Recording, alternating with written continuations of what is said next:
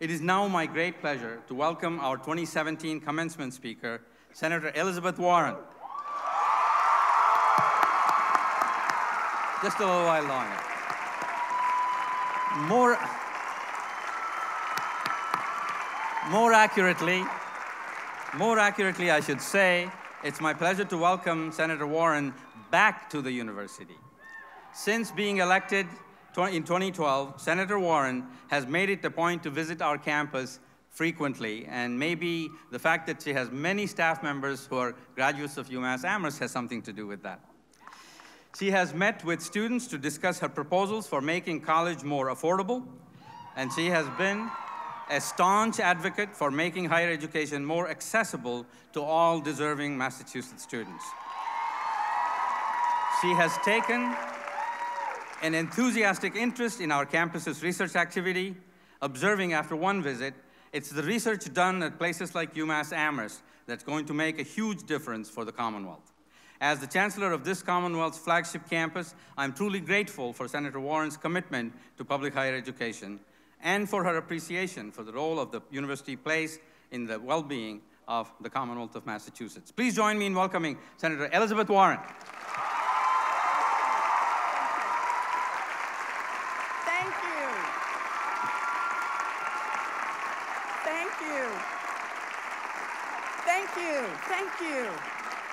Thank you. Go UMass. Boy, it is good to be here. So, good afternoon, and thank you to Chancellor Subbaswamy and to the Board of Trustees for inviting me to be here with you today. I really do love visiting this campus and seeing the great work that is done by both students and faculty. I also have a lot of UMass Amherst grads on my staff, so I get to see firsthand exactly how terrific a UMass Amherst education really is. You are turning out a lot of smart people. I know, I hire them, so that's terrific. It is also great to see State Senate President Stan Rosenberg, your state legislative delegation here, and what a great team you have working for you in both Western and Central Massachusetts. You know, I was a law professor for many years, so this is not my first commencement speech. But if I go longer than 20 minutes, I know it will be my last. I understand that every extra minute I speak is that much longer before you can hit the bars.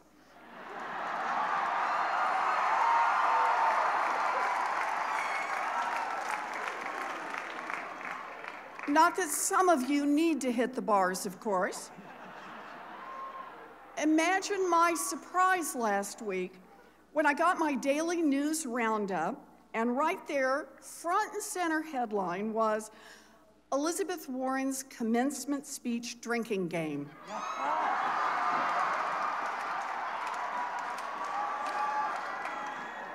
I have to say, the timing was perfect. I was suffering some writer's block. The drinking game got me going.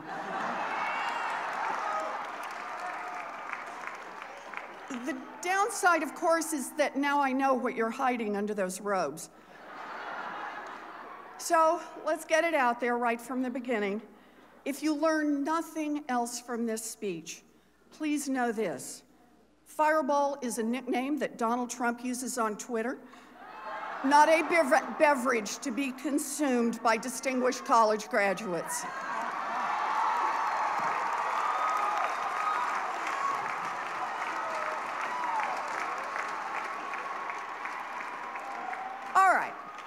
So let's get to the graduation commencement part of this. First, to the graduates.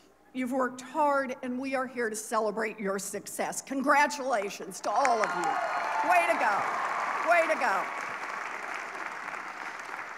And to all of the parents and the grandparents, the families and friends, to the teachers and advisors, you helped make this day possible. So congratulations to you as well. Congratulations to all of you. Graduates, this is a day for celebration. You've earned it. But I know that this is also a day that is tinged with sadness. You've gone to your last party in Southwest. You've had your last late night slice at Antonio's.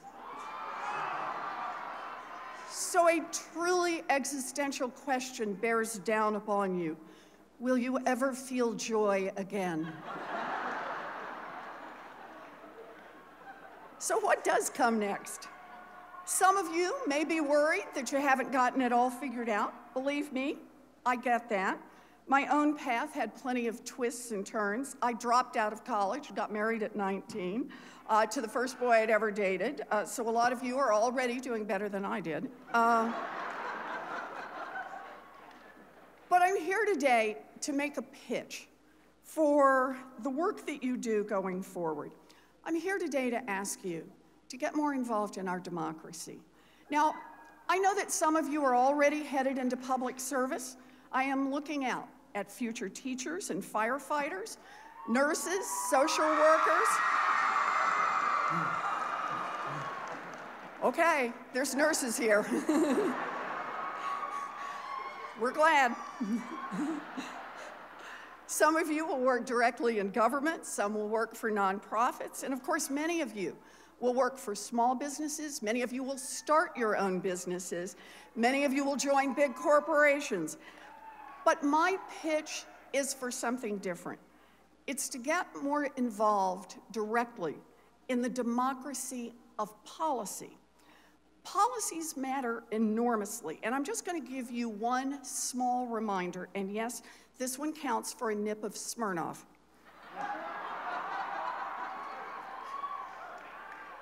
Anyone here have a student loan? Yeah, I know, that's like asking, does anyone here wear a funny hat? The interest rate on your public loans was set by your elected officials. And your tuition and fees, how much you needed to borrow to make it to this day, were heavily influenced by the funding your university received from the Commonwealth and from the federal government, funding that is set by your elected officials. As a practical matter, how much you owe and who has access to the kind of first-rate education that you have received here is set in part by a handful of people who, in a democracy, are supposed to answer directly to you. Now, it's easy to say, I don't like politics, or I don't like any political party. I get it. Look, I never even considered running for student government when I was your age, and I already had a grandchildren by the time I ran my first Senate campaign. And believe me, there are days when I leave work so frustrated, I want to spit. But the decisions that get made by your government are important and far-reaching, and it is no longer possible to assume that democracy will work if most Americans simply wait until election time to learn a little about the candidates and otherwise ignore what's going on. I am not here to make a pitch just to Democrats or to Republicans. Yeah, I am a Democrat. I am a proud Democrat. But my point applies to D's and R's, and to independents, and to libertarians, and to vegetarians, and to Big Mac-atarians. The point I want to make is a point about democracy. Our country, our democracy, is not a machine that will run on its own. It needs you out there fighting for what you believe in. And here's why. If elected officials don't hear from people like you, then the policies will be set by the people they do hear from. And believe me, they hear plenty from corporate CEOs, from Wall Street, from giant corporations, and from others who spend buckets of money to make sure that their interests are heard. And here's the thing. Your elected officials are increasingly working only for the few, the very wealthy few, and they are setting policies only to benefit the few, the very wealthy few. And if that doesn't change soon, then this country will fundamentally change. It is your world, your future, that is on the line. So I am here today to ask you to get engaged.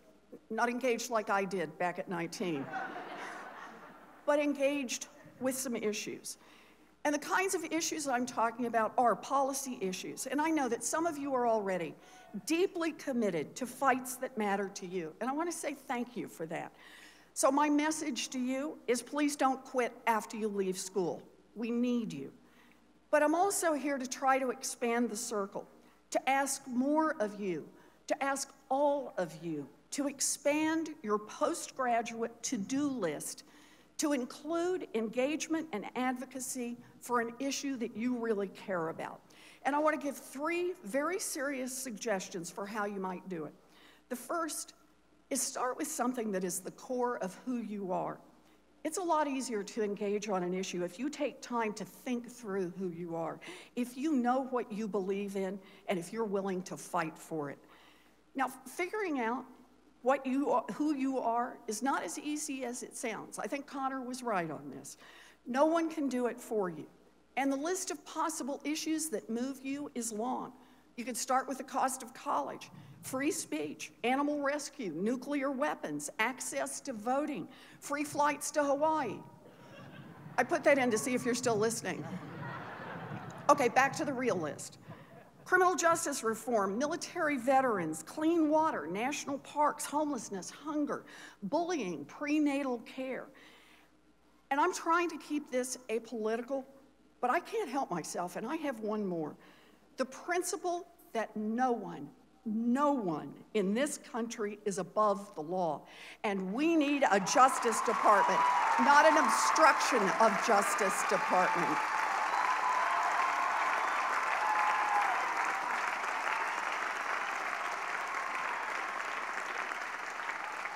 So regardless of who you are politically or who you vote for, you have to think hard about what really matters to you.